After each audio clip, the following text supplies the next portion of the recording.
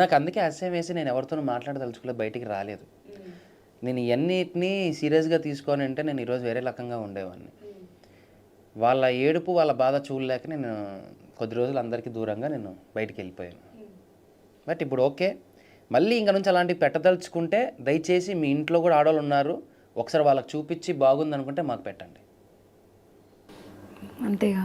యాక్చువల్గా as a ఫ్రెండ్గా ఒక 10 years నుంచి నువ్వు నాకు తెలుసు, నీకున్న షార్ట్ టెంపర్, ఫటాఫట కార్లు దిగి కొట్టేయడం, ఏదన్నా ఇమీడియట్ రియాక్ట్ అవుతావు. అమర్ అంటే షార్ట్ టెంపర్, వాడికి ఆ మినిట్ కోపం వచ్చేస్తుంది అని చెప్పి.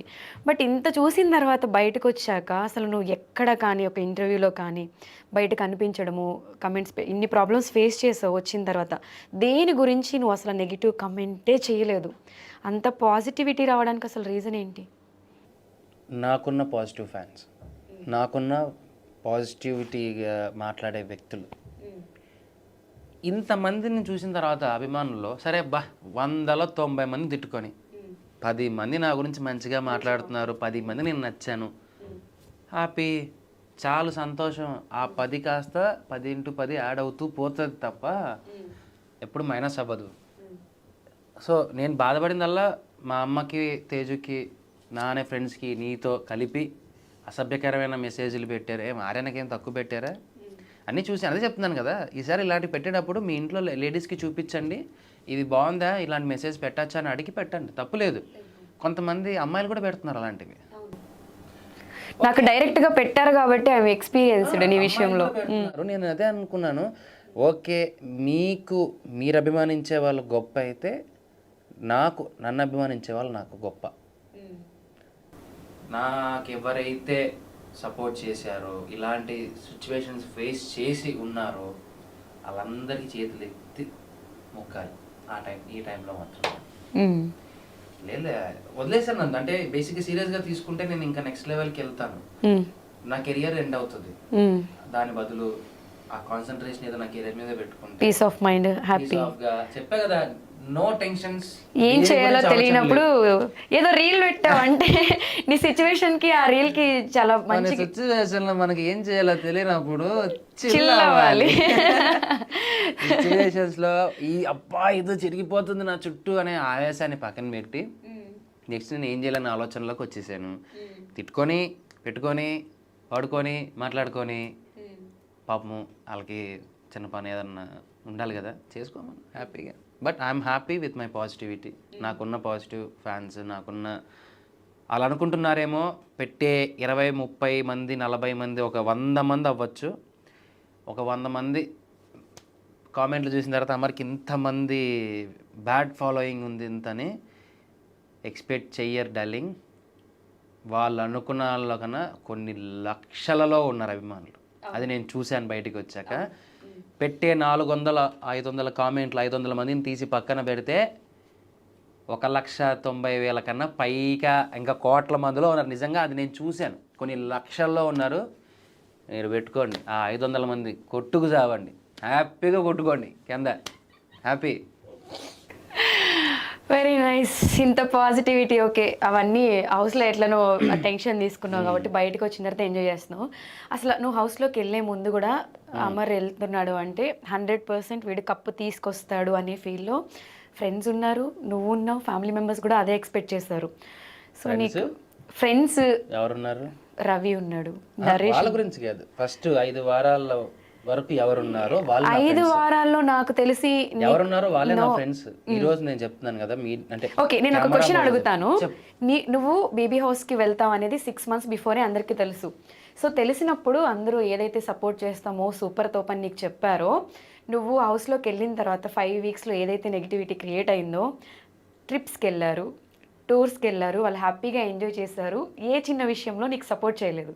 వాళ్ళు ఎవరో నీకు తెలుసు, నాకు తెలుసు, నేను నేమ్స్ చెప్పను. సో ఇప్పుడు చెప్పు ఆన్సర్ వాళ్ళ గురించి. ఇప్పుడు వాడు నా ప్రాణం, వాడు నా బంధం, వాడు నా మట్టిగడ్డ, ఉల్లిగడ్డ, ఇన్ని మాటల్లో చెప్పేది వేరు, చేతుల్లో చూపించేది వేరు. వెళ్ళారుగా ట్రిప్పులు, టూర్లు, సరదాగా అందరూ హ్యాపీలు కిట్టీలు తిరిగారు, అన్నీ చేశారు, హ్యాపీగా చేయని. మళ్ళీ దానికి బదులు మళ్ళీ కొటేషన్లు కూడా మళ్ళీ don't look at back, don't see back. ఈ దిక్కుమాలిన కొటేషన్లు అన్నీ ఇన్ని మాట్లాడి నువ్వు బాగుండాలి, నువ్వు బాగుండేదే మాకు కావాలి, నువ్వు సంతోషంగా ఉండాలి, నీ ఎదుగుదల మాకు కావాలి అనే వాళ్ళకి ఏమైంది ఆ ఫస్ట్ 5 వీక్స్? ఏం పీకారు మీరు? నా ఫ్రెండ్స్ నేను అడుగుతున్నాను, నానే వాళ్ళని అడుగుతున్నాను, మీరు నువ్వేం చేసావు? ఒక్కరు ముందుకు రాలేదు నందు. నాకు ఎంత బాధ అనిపించాలి తెలుసా? ఎందుకు ఒక్కరా? ఓకే నాన్న వాళ్ళు వచ్చారు ఉన్నారు, అరే నువ్వు నా వాడివి, నువ్వు నా దానివి, కనీసం అమ్మకి ఇట్లా జరిగింది బయటకు వచ్చి మాట్లాడదామని వాళ్ళకే లేదు. అంటే వాళ్ళకి భయపడినారు లిటరల్లీ. వాళ్ళని ఎక్కడ ట్రోల్ చేసేస్తారో, వాళ్ళని ఎక్కడ లేపేస్తారో అది ఇదని. 5 వారాలప్పుడు ఏం చేసావు? నాకా తెలియదు బయట ఏం జరుగుతుందో. నీకు తెలిసి సరే ఒక 30-40 మంది కొన్ని పేజీలతో నీ మీద విరుచుకుపడుతున్నారు. నాకున్న బ్యాచ్ తక్కువ, మీరందరు కలిసి విరుచుకుపడి ఉంటే పెయిడ్ పేజెస్ అవన్నీ అంతే కదా. డబ్బులు ఉన్న రోజులు కొట్లాడారు, డబ్బులు అయిపోయాయి, ఆపేశారు, అయిపోయింది. వాళ్ళ డబ్బులు వెళ్ళిపోయారా? మరి మీరు నా ఫ్రెండ్స్ కదరా, ఏమైపోయారు? ఇప్పుడు ఆ 5 వారాల్లో నాకు ఎవరైతే నాతో పాటు ఉన్నారో, నాకు సపోర్ట్ చేశారో, అది నిజమైన ఫ్రెండ్షిప్ అని నేను నమ్ముతాను. నీకు సపోర్ట్ చేయని వాళ్ళు ఎవరు, సపోర్ట్ చేసిన వాళ్ళు ఎవరు? ఎందుకు లేనందు పేర్లు. ఇప్పుడు నేను మాట్లాడినప్పుడు వాళ్ళకి తెలుస్తూ ఉంటుంది, చూస్తూ ఉంటారు, అవును నేను చేయలేదు కదా అని చెప్పి. అంటే చేయడం అంటే ఆ టైంలో ఎప్పుడు అవసరం అప్పుడు రావాలి. ఫస్ట్ నుంచి నా గురించి పోస్ట్ పెట్టాల్సిన అవసరం లేదు, నా గురించి ఏం చేయాల్సిన అవసరం లేదు. నేను నెగిటివ్ అయ్యానని తెలిసినప్పుడు నా ఫ్రెండ్స్ అందరూ ఒక్కసారిగా ఎవరెవరున్నారు ఒక్కసారిగా స్ట్రాంగ్గా నించొని ఉంటే వణికేది. నేను లోపల వణికిపోయాను, నాకు తెలియదు, నేను ఒక్కనే వణికిపోయాను లోపల. అంటే బయటికి వైల్డ్ కార్డ్ వచ్చిన తర్వాత వీళ్ళందరూ నన్ను నామినేట్ చేశారు. అప్పుడు 2 days నేను చాలా లో వెళ్ళిపోయాను, కంప్లీట్ బ్యాడ్. నేను ఒక ఎందుకు అన్నా వచ్చానా అనే పొజిషన్కి వెళ్ళిపోయాను. నాకు తెలియకోకుండా నేను 3వ రోజు నుంచి లేచాను పైకి. సో దీని ప్రకారంగా చెప్పాలి అంటే నాకు నేనుగానే పడిపోయా, నాకు నేనుగానే లేచా. వీడు లేస్తాడని నమ్మకం ఉన్నవా నా ఫ్రెండ్స్ మాత్రం నన్ను సపోర్ట్ చేశారు. నా గురించి పర్టికులర్గా తెలిసిన వాళ్ళు మాత్రం ముందుకు వచ్చారు, ముందు నించున్నారు. వాళ్ళకి నేను ఏం చెప్పినా, వాళ్ళకి ఏం చేసినా తక్కువే నేను. సో నా దృష్టిలో వాళ్ళు ఫ్రెండ్సే, వీళ్ళు ఫ్రెండ్సే. కొంతమంది అన్నారంట, ఈరోజు అమర్కి ఆడి పక్కన కొంతమంది ఉన్నారు, వాళ్ళు ఎక్కువైపోయారు అంటే. అవును, ఎందుకు అంటే హార్డ్ టైమ్స్లో కూడా పక్కనే ఉన్నారు. 100 బూతులు తిరుగుతున్నా కానీ పక్కన నించున్నారు. గుడ్ టైంలో ఉన్న వాళ్ళకంటే కూడా అలాంటి టైంలో ఉన్న వాళ్ళే కదా నీకు కావాల్సింది. వాళ్ళు ఫ్రెండ్సే, వీళ్ళు ఫ్రెండ్సే, కానీ వాళ్ళకన్నా నాకు వీళ్ళు ఎక్కువ మంది నా హార్ట్కి బాగా రిసీవ్ అయిన వాళ్ళు కొంతమంది ఉన్నారు. సో వాళ్ళకి ఇచ్చిన ఇంపార్టెన్స్ ఇంకెవరికి ఉండదు. ఫిక్స్ అయిపోయావు. సో బయటకు వచ్చిన తర్వాత నీకు వాట్ ఈజ్ వాట్ అనేది తెలిసే ఉంటుంది, ఏం జరుగుతుందో ఏంటి అనేది. సో బయటకు వచ్చిన తర్వాత గుడ్ టైంలో నీతో ఇప్పుడు నువ్వు ఎక్స్పెక్ట్ చేసిన వాళ్ళు నీ లిస్ట్లో ఉన్నారా? అంటే ఫ్యూ పీపుల్ ఎవరినైనా మెన్షన్ చేస్తావా? గుడ్ టైంలో ఇప్పుడు బయటకు వచ్చావు, బయటకు వచ్చిన తర్వాత నీకు హౌస్లో ఉన్నప్పుడు బయట నీకు ఎవరు సపోర్ట్ చేశారు? నీ క్లోజ్ ఫ్రెండ్స్ కొంతమంది నీకు ప్రాణాలు ఇచ్చేవాళ్ళు ఉన్నారు, ఏడ్చేవాళ్ళు కూడా ఉన్నారు. అమర్కి ఇంటర్వ్యూలో ఒక సర్ప్రైజ్ ఉందన్నమాట, ఆ పర్సన్ని నేను ఇంటర్వ్యూ మిడిల్లో తీసుకొస్తాను. సో అలా నీకు సపోర్ట్ చేసిన వాళ్ళు ఎవరో, వాళ్ళ నేమ్స్ ఒక్కసారి. లక్షణంగా రవిబాబు గారు, ఆర్యానా, నువ్వు, నరేష్, సో తేజు, మహేష్ బాబు మనోడు.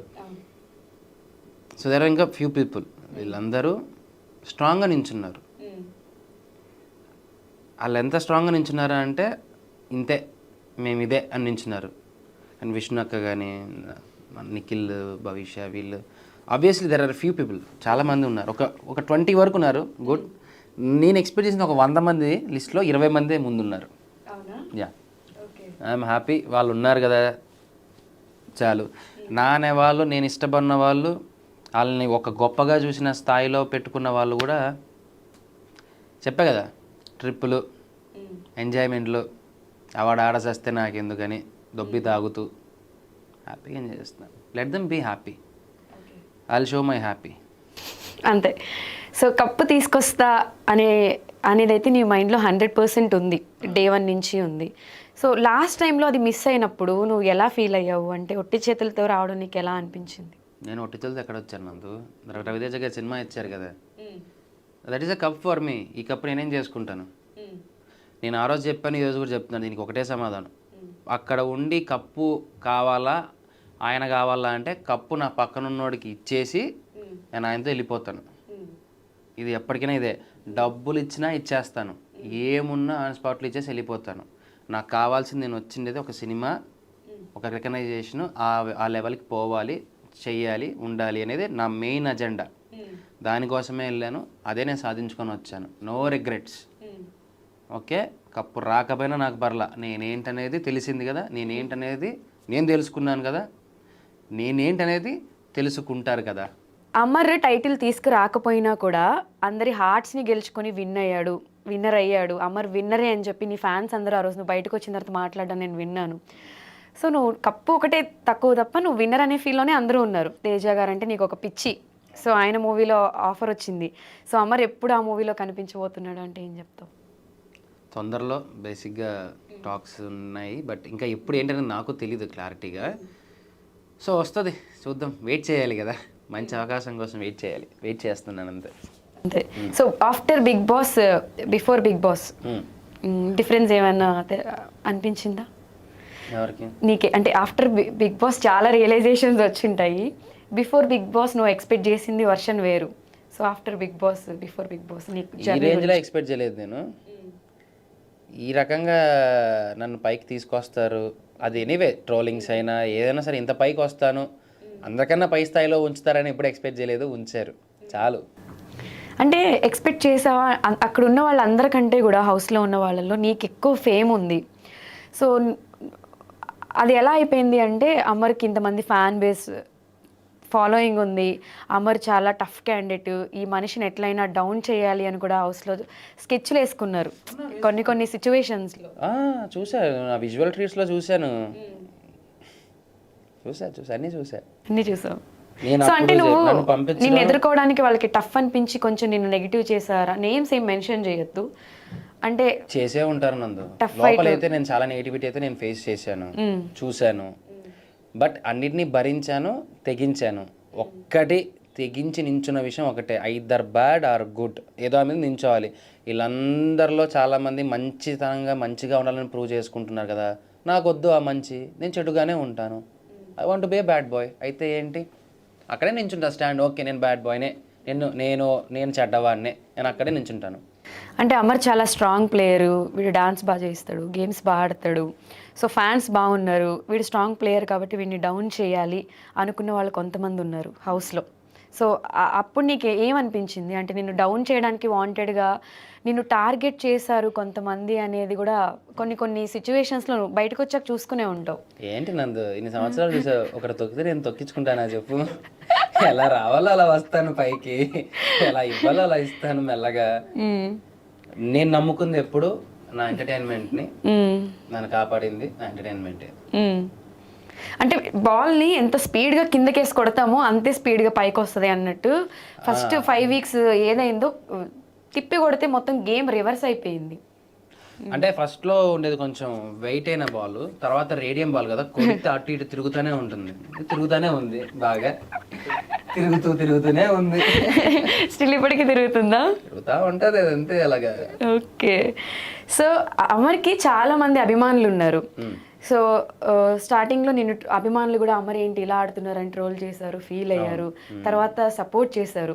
సో ఆ పాజిటివిటీ, ఆ నెగిటివిటీ బయటకు వచ్చిన తర్వాత అసలు నువ్వు ఎలా రియాక్ట్ అయ్యావు? అంటే ఇప్పుడు ఆల్ సెట్టా బయట?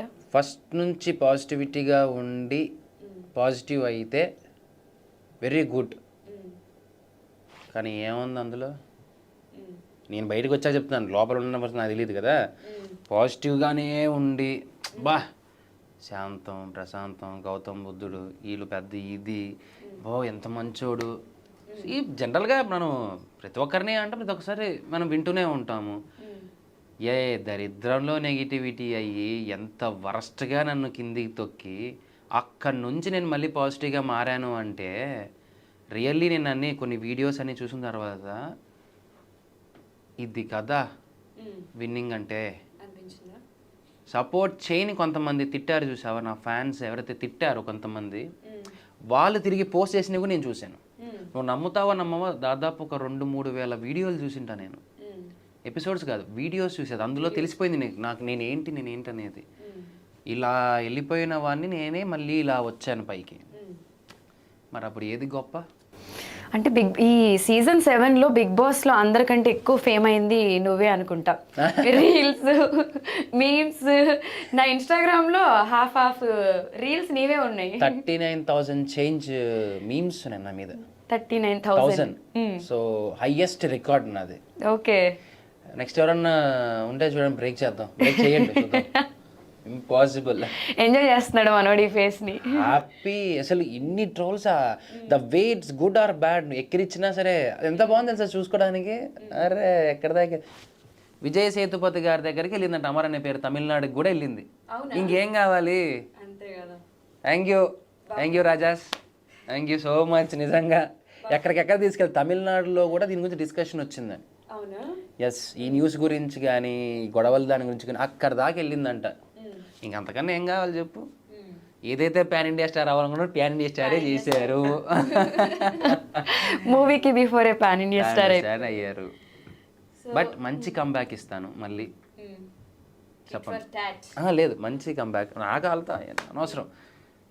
నన్ను అయితే ఎలా అయితే చూడాలనుకున్నారు జనాలు, ఒక చెప్పనది, బట్ ఒక మంచి దాంతో బయటకు వస్తుంది. నీ ఫ్యాన్స్ అందరూ వెయిట్ చేస్తున్నారు రవితేజ గారితో మూవీ ఎలా ఉండబోతుంది, ఏంటి, ఎప్పుడెప్పుడా అని. ఏం కూడా వెయిటింగ్, అది ఎప్పుడు వస్తుందా అని. కాల్స్ ఏం చేయలేదా? అంటే నీకు అప్డేట్స్ ఏం రాలేదా? ఇంకా ఏం రాలేదు, వస్తాయి మళ్ళీ. Your dream come true as soon as possible కదా. ఎలా ఫీల్ అవుతున్నావు? అంటే రవితేజ గారితో నువ్వు ఏమైనా మాట్లాడడం అలాంటివి ఏం జరగలేదా? లేదు, ఇంకా టచ్ అవ్వలేదు. బికాజ్ ఆయన ఈగల్ మూవీ రిలీజ్లో బిజీగా ఉన్నారు. సో తర్వాత మాట్లాడదాం, పర్లేదు. సో ఇప్పుడు ఇంత హ్యాపీగా బయటకు వచ్చిన తర్వాత ఉన్నావు, ఇదంతా ఫైన్. దారుణం ఏంటి అంటే కొన్ని సిచ్యువేషన్స్లో అమ్మని తిట్టడం, అమ్మ బయటకు వచ్చి చాలా ఎమోషనల్ అవ్వడం, అంత ఎమోషనల్ అయిన తర్వాత కూడా మళ్ళీ ఆవిడ నీకు తిరిగి సపోర్ట్ చేయడం. అసలు అమ్మ గురించి చెప్పాలంటే ఏం చెప్తావు? లైఫ్లో ఫస్ట్ అమ్మాయి మనకు గాడ్ గిఫ్ట్. నాకు అమ్మ తర్వాతే ఎవరైనా సరే. అమ్మ ఆ వీడియో పెట్టిన వల్ల బ్యాడ్ అయ్యారు ఇంకా అది అంటే ఏ తల్లి చూస్తా ఊరుకుంటుంది? నందు మాట్లాడుతూ ఉంటే ఏ తల్లి ఊరికే ఉంటుంది? పక్కన ఉన్న ఫ్రెండే ఊరికే ఉన్నాడు, ఎవడన్నా మనం తెలిసిన మాట్లాడితే. అలాంటిది కన్న తల్లి ఊరికే ఉంటుందా? ఎంత నీచమైన మాటలు మాట్లాడారు. నిజంగా వాళ్ళ ఇంట్లో వాళ్ళకి ఇలాంటి మాటలు మాట్లాడింటే వాళ్ళు ఊరికే ఉంటారా? ఒక వ్యక్తి పక్కన మా అమ్మని పిల్లని పనుకోబెడతానని పెట్టారే మెసేజ్లు. వెళ్ళి పెట్టిన వాళ్ళు ఒక్కసారి మీ ఇంట్లో మీ అమ్మ వాళ్ళని అడగండి ఇదే మాట. వాళ్ళు మంచిగా రిసీవ్ చేసుకుంటే నేను కూడా బాగా రిసీవ్ చేసుకుంటాను. మా అమ్మ ఎంత బాధపడుతుంది, ఎంత కంటదడి పెట్టుకుంది, ఎంత ఏడ్చింటుంది, ఎంత మనోవేదన గురి చేశారు. పక్కన మనం అమ్మ అంటున్నామంటేనే దేవతతో సమానం. అలాంటి ఆవిడకి పెట్టాల్సిన ఫోటోలా? అమ్మకు కూడా పెట్టారు. అలాంటి పెట్టాల్సిన ఫోటోలా? మీరు ఇంత చేసుకుంటూ ఒక అమ్మని, మీకు కూడా అమ్మే, నాకు అమ్మ అంటే మీకందరికీ కూడా అమ్మే కదా. అలాంటి ఆవిడకి ఇలాంటి మాటలు పెట్టారే.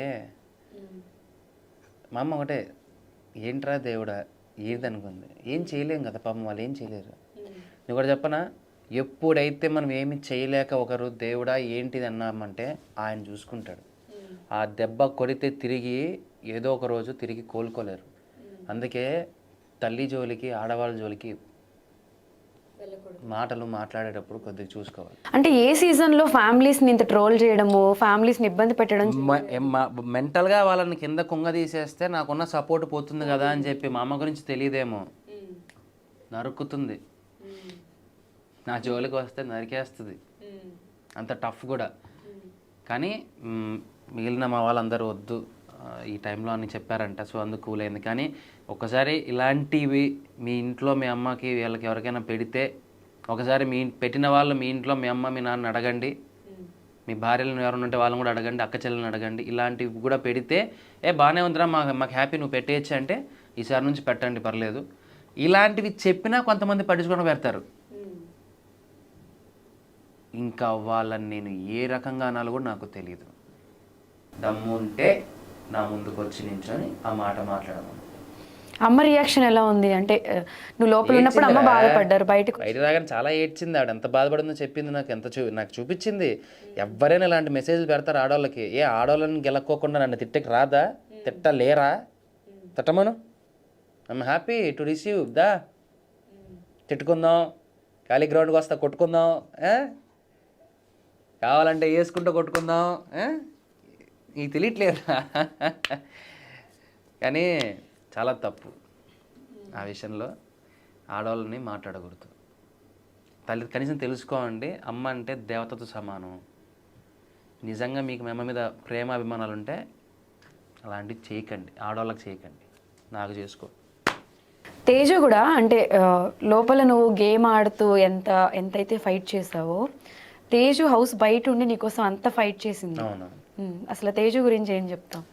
తన రెస్పాన్సిబిలిటీ, తను స్టాండ్ తీసుకుంది. తేజుని కూడా ట్రోల్స్ చేశారంటే వైఫై ఉండి చెప్పి బయటికి రాలేదు, మాట్లాడట్లేదు, వైఫై సపోర్ట్ లేదు. అది దానికి నేను ఆన్సర్ చెప్తాను. ఏ టైంలో ఎప్పుడు మాట్లాడాలనేది వాళ్ళకి తెలుసు. సో అప్పుడు మాట్లాడితేనే కరెక్ట్ అని చెప్పి, సో మానస్ నాకున్న మెయిన్ నా సపోర్ట్ పిల్లర్, ఆడు గట్టి పిల్లర్ అంటే మానస్ గాడు నాకు. ఎందుకంటే ఏ విషయాన్నైనా కానీ చాలా స్టాండ్ తీసుకున్నాడు, చాలా గట్టిగా నించున్నాడు. లోపలికి వచ్చి తిప్పరా వేసానని చెప్పి నాకు ఒక చొరకని అంటించాడు. I'm happy for that. Manas చెప్పినట్టు ఏ టైంలో ఏం చేయాలి ఏందనేది వాళ్ళు చేశారు. సో తను కూడా పాపం కొద్దిగా సఫర్ అయ్యింది, కొద్దిగా బాధపడి బయటికి రాలేకపోయింది ఈ టైంలో. అదే చెప్తున్నా, ఎంత ఆడవాళ్ళని మనక్షోభ పెట్టి వాళ్ళ కన్నీళ్ళకి కారణం అయితే ఆడదాని ఉసురు పోతుందా ఊరికే? అంటే తేజు అంత సఫర్ అవుతున్నప్పుడు కూడా కొంతమంది ఏదో పర్సనల్ ఇంటర్వ్యూస్ కోసం మెసేజ్లు పెట్టి మరి ఇబ్బంది పెట్టడం. నేను అదే చెప్తున్నాను నందు, నిజంగా ఆడదాని ఉసురు తగిలితే నాకు తెలియదు ఇంకెలా ఉంటుందనేది. I don't know. ఇంత ఏడిపించారు కదా, ఏ పాపం చేసాము? గేమే కదా ఆటకి వెళ్ళాను. సరే మీకు నచ్చకపోతే ఓటేయద్దండి, మానేయండి, చూడొద్దండి, తిట్టండి నన్ను. ఇంట్లో ఆడవాళ్ళ గురించి ఎందుకు? వాళ్ళు ఏం చేయగలరు పాపం? తిరిగి ఒక మాట మాట్లాడలేరు, ప్రొటెక్ట్ చేయలేకపోయారు, డిఫెండ్ చేసుకోలేకపోతున్నారు. ఏం చేస్తారు? ఎందుకు మళ్ళీ అంత చీప్గా కనిపిస్తున్నారు ఆడవాళ్ళు అంటే? ఆడవాళ్ళ గురించి గొప్పగా మాట్లాడిన వాళ్ళే మాట్లాడుతున్నప్పుడు ఇంక నేను ఏం మాట్లాడతాను? సో బయటకు వచ్చాక ఇప్పుడైతే నువ్వు ఫ్యామిలీతో ఆల్ సెట్, నీకు ఎటువంటి ఇష్యూస్ లేవు. అంటే చాలా మంది, కొంతమంది అమర్కి అదైపోయిందంట కదా, డివోర్స్ అయిపోతుందంట కదా, బిగ్ బాస్ నుంచి బయటకు వచ్చిన తర్వాత అని కమెంట్స్ పెట్టే వాళ్ళకి అమర్ ఏం చెప్తాడు? బ్రో ఐ డోంట్ కేర్, పెట్టుకోండి. వాళ్ళు కావాలమ్మా న్యూస్, ఏదో ఒకటి కావాలి కదా, చేసుకొని చూడరా మేము సంతోషంగా ఉంటున్నాము, బాగుంటున్నాము. ఇష్యూస్ ఏమైనా వస్తే మేము క్లియర్ చేసుకుంటాం, మాకు తెలిస్తే చాలు. ఊర్లో అందరూ తెలియాల్సిన అవసరం లేదు. నేను జనం కోసం ఎవరో కామెంట్లు పెడితే ఆ పెట్టే కామెంట్స్ ఎవరున్నారా జనాలు, కొంతమంది కామెంట్స్ పెడుతుంటారు చూసావా, వాళ్ళ కోసం నేను బతకట్లేదు, నా కోసం నేను బతుకుతున్నాను. I'm happy.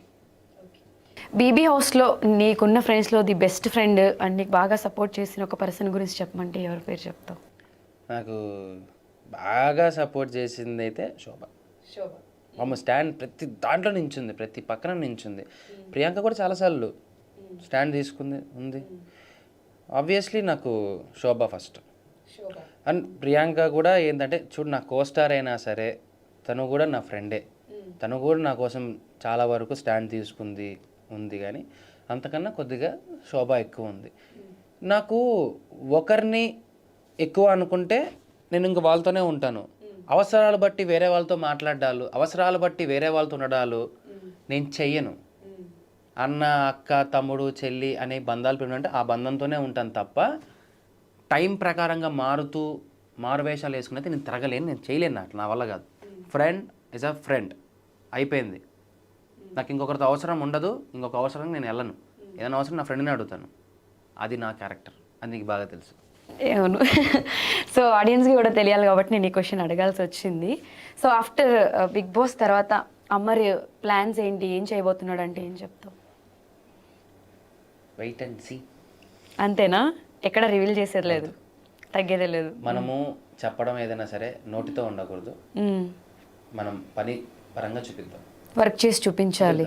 వస్తుంది మంచిగా, మంచి కంబ్యాక్ వస్తా, అందరూ ఎక్స్పెక్ట్ చేస్తారు, బాగానే వస్తా.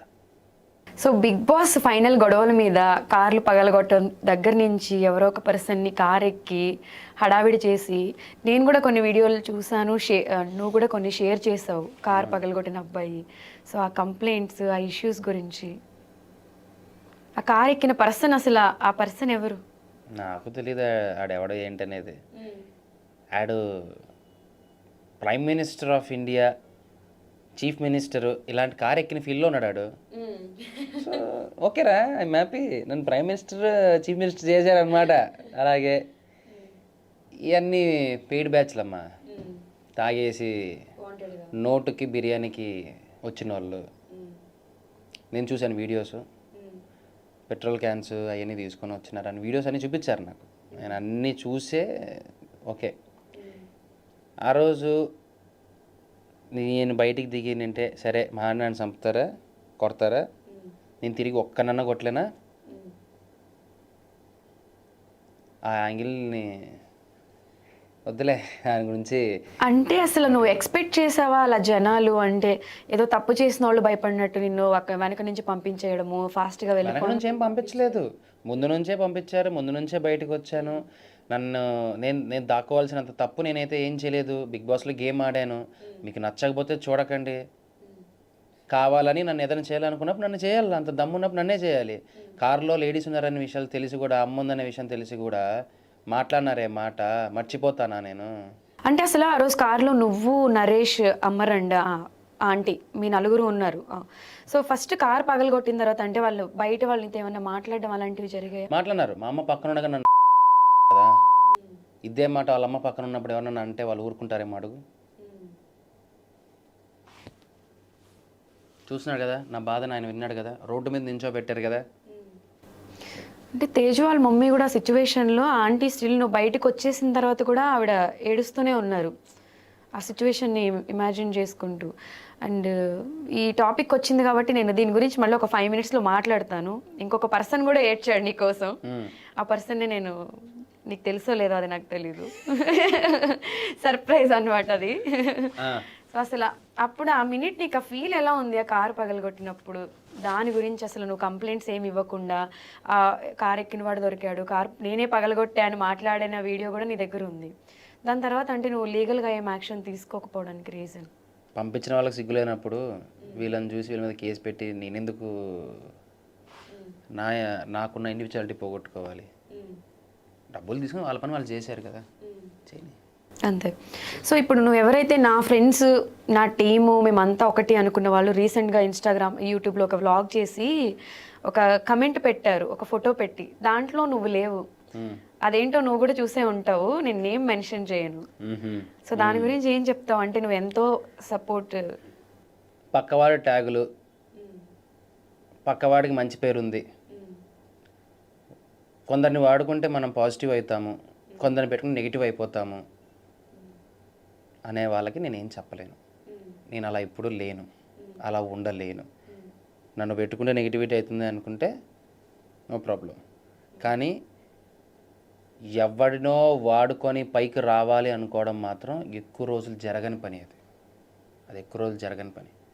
పక్క వాళ్ళని వాడుకుంటే రిజల్ట్ ఎలా ఉంటుందనేది